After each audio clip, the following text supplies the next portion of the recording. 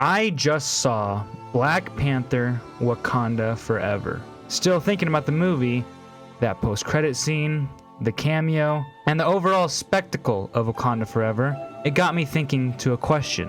What was Phase 4 even about? I went back to the very beginning of Phase 4. WandaVision, Loki, Falcon and the Winter Soldier, and lastly, Black Widow. And then I realized I knew what Phase 4 was about. When we begin WandaVision, it's apparent that something isn't right.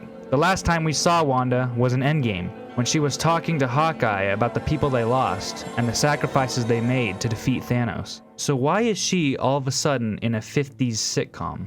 We then learn that that isn't the case at all. We begin to understand that this is all an act. Wanda still hasn't gotten over the death of Vision. And in the most unhealthy way of dealing with the grief in the history of ever, she makes her own little world and essentially enslaves the entire town to act in her way. In the process, she creates 2 children in her mind that leaves her with more pain when she eventually has to stop her charade. This consequence is realized in Multiverse of Madness, when she does her absolute best in trying to get her kids back by stealing them from a different universe, ultimately coming to the realization that what she needed to do was let go. Let go of the heartbreak of losing Vision, of losing the people she loved most. In Loki, we go through and learn about the multiverse, with its weird rules and all. But the biggest thing introduced to us for Phase 4 is the multiverse. Moving on to Black Widow, we get a movie that was 4 years too late, but nonetheless, not a bad movie.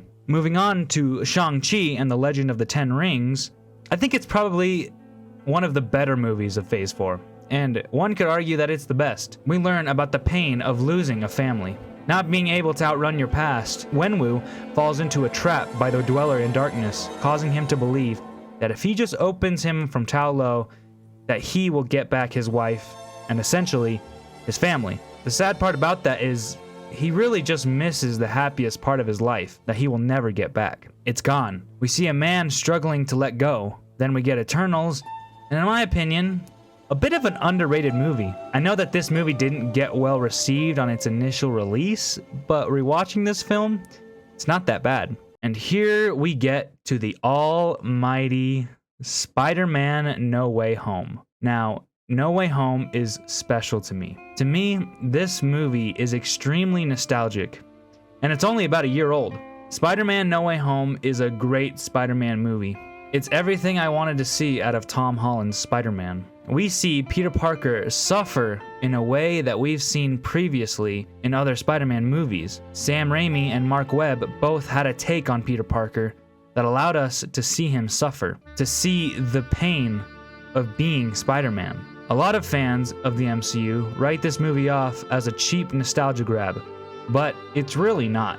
Yes, I loved seeing Andrew and Tobey back as Spider-Man, but deep down, that's not what this movie was for me. When I watched Peter Parker worry about everyone knowing his identity and him trying to fix that problem, ultimately leading him to suffer the consequences of being Spider-Man, I feel something for Peter. The death of Aunt May actually works. It works in the sense that Peter, by the end of the movie, actually feels like he understands that there are consequences for his actions. Seeing Peter suffer, and I mean truly suffer, was great. I love seeing Tobey and Andrew, but the main theme and underlying message of No Way Home is that of pain, grief, and new beginnings. No Way Home was a reset to the MCU Spider-Man that I had a lot of problems with. They truly fixed Tom Holland's Spider-Man using pain and grief. Flash forward roughly 6 months, and we come to Thor: Love and Thunder. Now, despite my problems with Love and Thunder, I think this movie is not awful. I mean, it's not great. Definitely not great, not even good.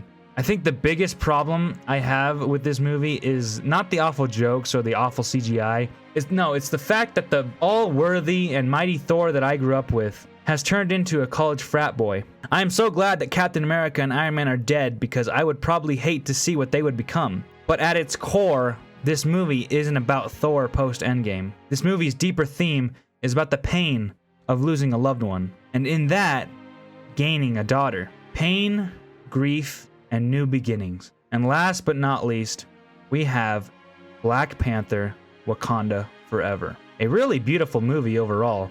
a bit slow in the first and second act, but that third act, boy oh boy, did that third act make me go crazy. I loved the fact that Shuri is not like her brother. When Shuri finally takes the mantle of the Black Panther, she goes into the vision and expecting to see T'Challa, or even her mother. But we instead see Killmonger, which makes total sense because she's not looking for the higher ground. No, she wants to take revenge against those who took away the people she held closest to her heart. And it's amazing. Despite the movie's flaws, I think it's a beautiful tribute to the late Chadwick Boseman. I believe the script was already written when Chadwick Boseman was still alive, and they had to rewrite the entire script after news broke out of his passing. I'm just so glad that they were able to make this movie work. I've always said that they should have just recasted T'Challa, and by the end of this film, they kind of did that. I mean, the post-credit scene had me extremely excited for the future of Black Panther. But overall, Wakanda Forever is about the loss, the pain, and the grief of losing a loved one. And not just Shuri losing her brother and her mother, but for us, we all felt the pain of losing an amazing actor. An actor that we loved, but didn't really know the battles he was fighting. This movie is definitely one of the better films to come to the big screen in Phase 4. Shang-Chi, I still believe, was the best, but Wakanda Forever was still able to pull off what it shouldn't have been able to do. This movie is truly a special and perfect tribute to the late Chadwick Boseman. So what was Phase 4 about? On the one hand, people will say that Phase 4 was a phase that even the MCU would like to forget, filled with bad jokes, weird multiverse rules, and a lack of respect for itself. On the other hand, you have people who look at Phase 4 and say that this is just a rebuilding phase. It's the MCU trying to find its footing again after Endgame. And to both sides that say either or, you're not wrong. Phase 4 was filled with bad jokes and awful CGI, and it also was a rebuilding phase post-Endgame.